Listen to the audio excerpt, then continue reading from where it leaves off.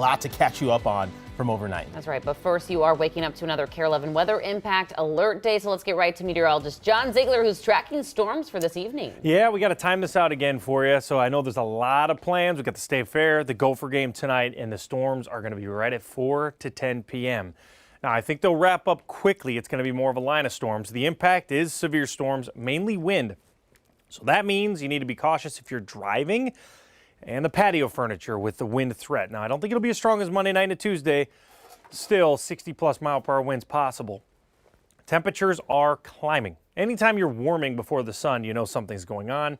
The culprit is the southeast wind driving up moisture and cloud cover at the moment. Very, very warm morning. You can even focus down to the southwest where we have temperatures in the 70s.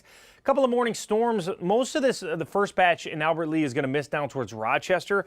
There's already severe storms near Fargo, and we're going to start to see areas on the cold front really develop the squall line later this afternoon. So we'll time all of this out for you. I'll show you what it looks like on Future Radar in your forecast. Coming up, CC. Hey there, popping up a traffic alert because I'm seeing a crash at Highway 241, not too far from 94 westbound and Highway 101. Yeah, seeing some major slowing, as you can see here, because of it. We're told the right two lanes are closed. So really, if you're coming from the metro headed into the Albertville, Monticello area, yeah, you're going to want to add a lot of time to your commute this morning until this clears. I still need to get more information on the crash and drive times and everything, but just know that there's slowing happening. Now, if you're coming from Monticello into the Maple Grove area, say on 94 eastbound, things are looking pretty normal. But again, that westbound side is where we're having the trouble. Everywhere else across the metro is looking pretty good, but I'm definitely going to come back with more info about that crash. Jason? All right, we'll talk to you in a few minutes, Cece. Thank you very much. As you heard John say, got to be alert tonight. There's a possible severe weather threat moving in. It comes as a few thousand people across the Twin Cities are waking up without power for a third morning in a row. Xcel Energy says 1,800 workers have restored power to 95% of the nearly 250,000 people who lost it. And with communities starting another day of cleanup, this next round of storms could bring even more damage. Yeah, it's expected to hit when many of you will be at the State Fair tonight. Michelle Beck is live from the fairgrounds this morning showing you what to do if you happen to be caught in the storms. Hey, Michelle. Yeah, good morning to you, Jason, Alicia. I'm at the grandstand now, as you can see here behind me. In 12 hours, Motley Crue is supposed to perform, but if severe weather hits, all that could be blown out. And of course, this could turn into a shelter. Now, this is all too familiar territory for us. That is exactly what happened Monday night into Tuesday when we were on the air. The video you're about to see was captured just in front of the grandstand where the main show of the day had been canceled and thousands sought shelter. If bad weather, like John was saying, comes during tonight's concert, fairgoers are told to listen and watch for announcements from the stage. Besides the grandstand, there are 5 other severe weather shelters throughout the fairgrounds. And now, guys, I clearly remember, I'm sure you guys do as well, 48 hours ago, we were in the thick of the storm. I was told moments before that through an emergency alert on my phone that rain would be incoming and coming hard to seek shelter now. Of course, that is exactly what we did. And in 30 minutes, I'm going to tell you about the process that got me that notification. I'll detail that when I see you next. Good info to have for sure. All right, Michelle Beck reporting live from the fairgrounds. Thank you. Let's take a closer look at fair attendance. Even with the delayed opening on Tuesday, the fair's attendance numbers seem to bounce back from Monday. The extreme heat that day resulted in the fair's lowest attendance in decades at just around 80,000 people. Our last round of severe weather on Monday took a big toll on the 5th annual Black Entrepreneur State Fair in Minneapolis. High winds and heavy rain destroyed nearly 50 tents. But after a day of cleanup and some big donations from the community, including new tents from Home Depot and Costco, those vendors were back in business. I feel like that's a part of our testimony because it's like, this is a community event.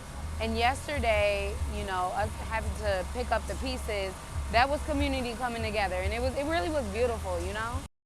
Yeah, beautiful indeed. The Black Entrepreneur State Fair continues today through Saturday. Outside the Caboose in Minneapolis, gates are open from 11 to 8.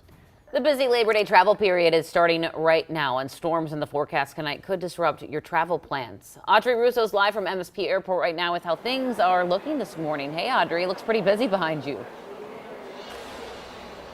Hey, Alicia. Yeah, things are looking busy, but for the most part, they're moving smoothly. Look up on the flight board. The security checkpoint in the north side, less than 15 minutes to get through. South side, closer to 30 minutes. But for the most part, all the flights are on time. Only one canceled flight still. I've been keeping my eye on the flight boards. So that's a lot of good news. Now, tonight, for people who have a flight that's a little bit later in the day, obviously the script could flip a little bit. Things could change with that severe weather that John's been talking about. So we're really talking about that 4 p.m.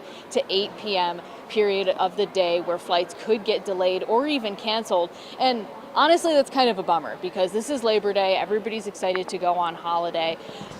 TSA actually predicts this could be a record-setting Labor Day travel weekend with 17 million people expected to pass through one of our nation's airports at some point between today and Wednesday, September 4th. Now, they say that's a 9% increase almost from the year before.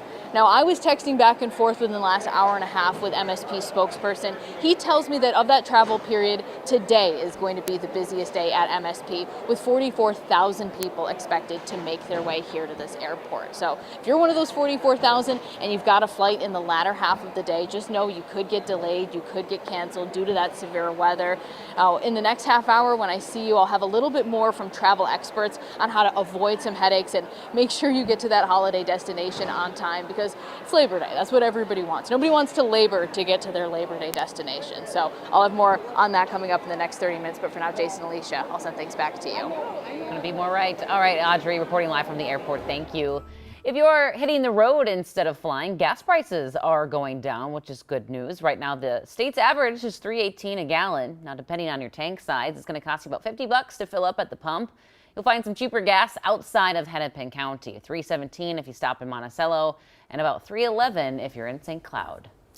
Time now 6:08. Brand new this morning, the state's education department just released its report card for the things like student achievement gap, test scores, and attendance. I have it right here in my hand. And this year, the grades are mixed. So here's what we found. Attendance rates improved nearly 5% last school year among all students. The data shows 74.5% attending at least 90% of the time. That's up from 69.8% the year before. Now, coming up in 30 minutes, we're going to show you how kids fared in math and reading.